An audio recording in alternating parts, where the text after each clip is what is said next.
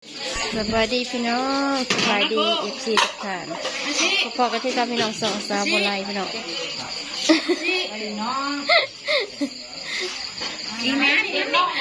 เพื่อนนี่มาบ่เพื่อนบ่เนาะบ้านใครเนี่ยแต่บ่ย่อเพื่อนมานำบ่พี่น้องเปิดออกมาก็เห็นแนวกินยืนหยาดเนียนหยาดนึงน้องอ้อนน่ะหยาดแซ่แล้วใส่กับไผ่ไม่ได้ใส่หมูเกล็ดใส่หมูไส้หมูเกล็ดกูเผ็ดกระเมนแล้วมันขิงมันเผ็ดเนี่ยมันเผ็ดกระจ่างว่ะอ้าวของกูมีอันซึ้งๆอยู่อันนี้ไม่เจียวเผ็ดเจียวแล้วนะเจียวมันจะไม่เป็นเจียวเผ็ดเจียวเผ็ดบอกโอ้ไปนั่นเจียวแดงนั่นมาวันเกิดซะก่อนอันเชียวดอดไปบอกเวลามาอันแฟนมาบอกไปงานวันเกิดลูกไผ่ก็สันจะใส่ลูกไผ่เขาได้เห็นยังไงถูกใส่พริกหรือแซ่บบ้างถูกปาดเลือกก่อนเลือกปาดอย่าตีกันเด้อบ่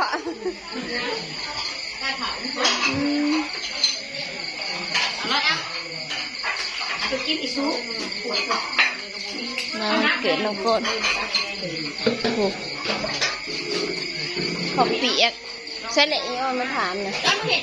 วัดเด้อเด็กหน่อยเด้อวัดแล้วป่ะกูใหญ่ใหญ่อ๋อเห็นเด็กตัวนี้นะกำลังหมุนวายพี่น้องต้มเส้นอยู่ไทยก็เอิญต้มก๋วยจั๊บพี่น้องอยู่บ้านเฮาก็เอิญข้าวเปียก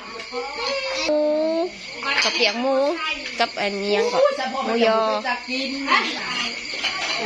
นี่จะใส่ตัวบอลหลังเด็กน้อยยาเขาเลยป้องยักษ์เขาบจักดอกบ่ตาเถามึงเลยเธอ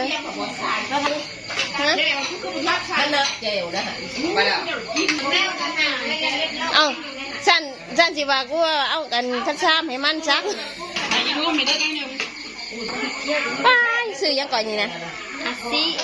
เป๊ปซี่อาซี่ว้ายน้องบ่แหลมบ่น้องบ่แหลมเกิดอันเดือนอันนี้เป็น6 เดือนเลยน่ะบ่มาหากับพอดี5 เดือนกับ3 มื้อวันที่19มื้อนี้วันที่อะไรที่9 6 เดือนโอ้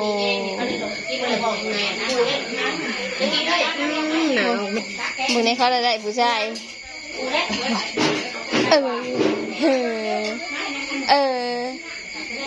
น้องพายุถีบฟ้าน้องพายุมา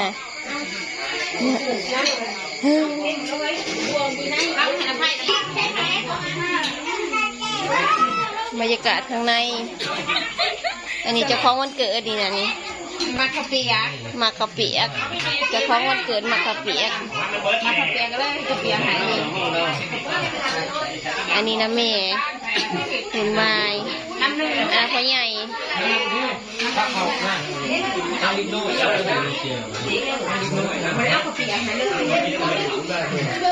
อันไพ่ก่อนเนี่ยส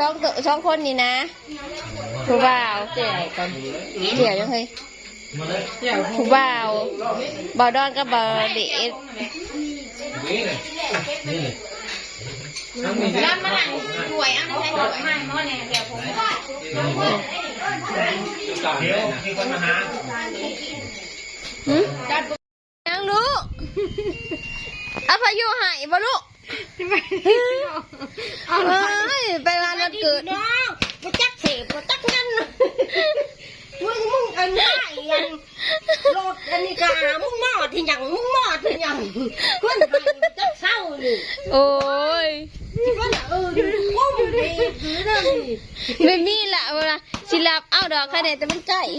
บอพี่น้องพอกังเว้นเคยเอาอยู่เลยบอกยังอยู่ที่เทยังเขาเอามาให้ยุก็มาให้ยุเลยให้แล้วกับมือเจ้าสิทองแล้วไม่จะเทก็เทนี่ โอ้ย เขาความบ่จักหยวก ไอ้เจ้าจะอื้อนี่เรา โอ้ยบาลุ อยู่ อืมเออ สวยสวย ไอ้เจ้าจะอื้อ คือสิห่วงแม่คือสิบ่อยไปใส่เลยเนาะกลางค่ำกลางคืนนี่เนาะ อันบอกกลางเว้นก็เคยเอาอยู่เนาะจนแม่ไปปักโจงจนมาพี่น้องเอ้ยอันนี้ก็คือเราก็จะอยู่ ไปกับพอเจอป้าพอเจอมากับน้องมีสิว่าได้งานวันเกิดกันยังไม่ได้กินยังเลย ไปงานวันเกิดน้องก่อนโอ้ยริ้วมาบักใหญ่ มึงหม้อที่ยัง แม่มีก็ทำแม่เอาจนว่าบ่แพ้ แม่มาช่างได้อยู่ เสพก็เสพนี่แต่เสพก็เสพ ไอ้เจ้าจะอื้อจบ ยาเสพแล้วมันเจ็บมือพอยาเสพไปยังเพราะว่าตาทุ่มมึงบุญมาละมือเจ็บ ผลลัพธ์เอาไว้เป็นน้ำบาดเดียวน้ำงานวันเกิดอยู่งานวันเกิดเขาเจ้าแซวอยู่ ท่อกับเมยท่อน้องไอ้น้องไปน้องมีไปน้องไปมีไปน้อง มาน้ำมาสันน้ำเป็นน้ เอ้ยให้ก็ตาตาย ำงานวันเกิดเขาก็ห่อให้ได้ห่อให้อันต้มมันเสร็จนะ ยังมาทันได้งานซ้ำขิวก็มาทันได้จบสัมพี่น้องให้เอาสัมมาน้ำมาสันแล่นป้าพอเจออีกบอลุเออ ชีวิตกัน ให้ นี่ ไป แห จั ละ กเศร้าให้ไปจักเศร้าว้าวเขาลูกประยุทธ์บ่ยังเอาลงปากโอนเต้ว่าสิเศร้าบ่เอาเศร้าเอาขึ้นมาแลนไปเอารถ นี่แหละ โคน ว้าหลุดบานหายเดี๋ยวพระเจ้าได้เหตุเอายังไม่ใจ ไปเอารถมาเสพ เอาน้องเหมือน ขี้มูกแตกขี้มูกแตกนี่ เพิ่นพี่ลึกเลยเนาะว่ากันบดจักเนี่ยเอาขันได้หายเลยพี่น้องเอ้ย จั่วนี่นะก็จั่ว มาลูกมาอ่ะ มันดี ให้บ่จักยุดจักยัก โดย นี่แหละ เด้อ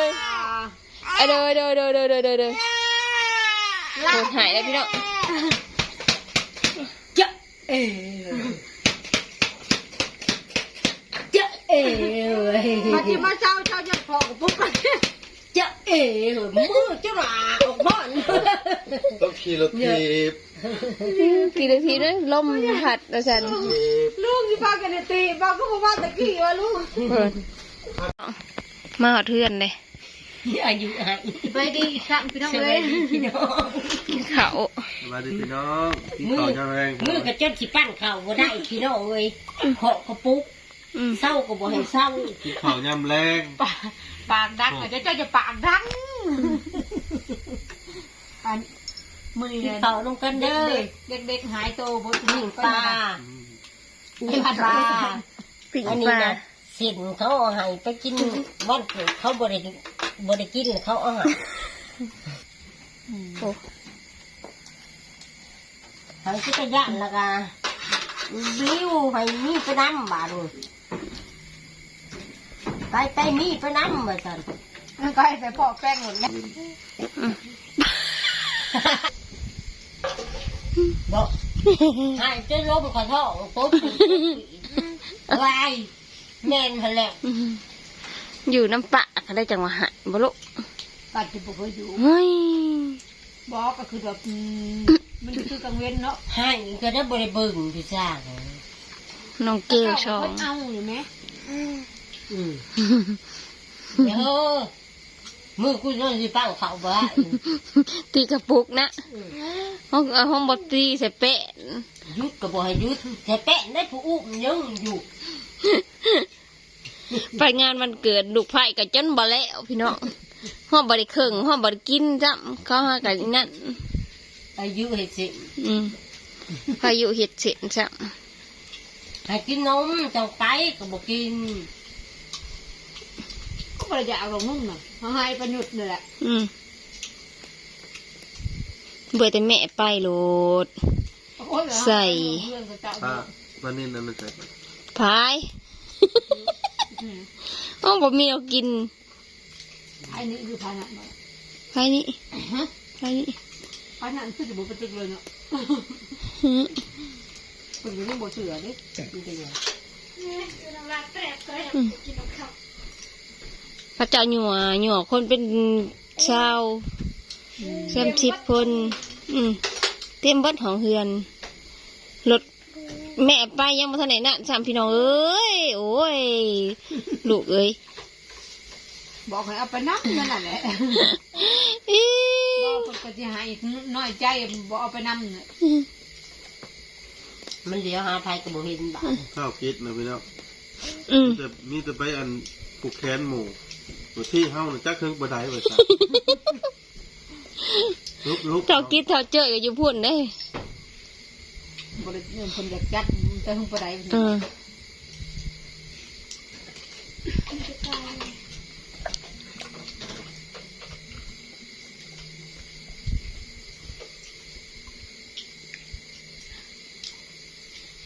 แม่บอกว่าคืออันมี100 ล้านเจ้าคนสิจัดให้ ซื้อก็ซื้อซื้อไม่บ่ซื้อ มาต่ออันทุกคนกินข้าวพี่น้องเอ้ยอยู่เฮือนอยู่พุ่นพัดยิงหยังกำลังม่วน ถึกร้ายกับ1,000 2,000ก็จัดถ้ามันถึกมันบ่มี ที่100 ล้านก็นี่คือขา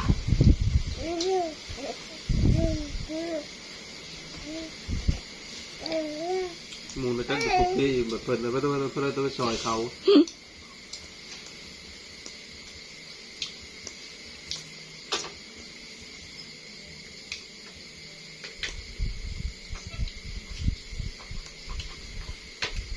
แต่แม่คือเนาะ 500 โอ้ข้าวต้มกระเทิง เขาจะเอาใส่น้ำเลย พี่น้องจ๋ามาฮอนนี่ก็สิได้ลาแล้วเด้อพี่น้องอย่าลืมกดไลค์กดแชร์กดติดตามช่องเจ้าบุไรช่องแม่มีเลยพี่น้องคลิปหน้าพอกันใหม่พี่น้อง สบายดี สบายดี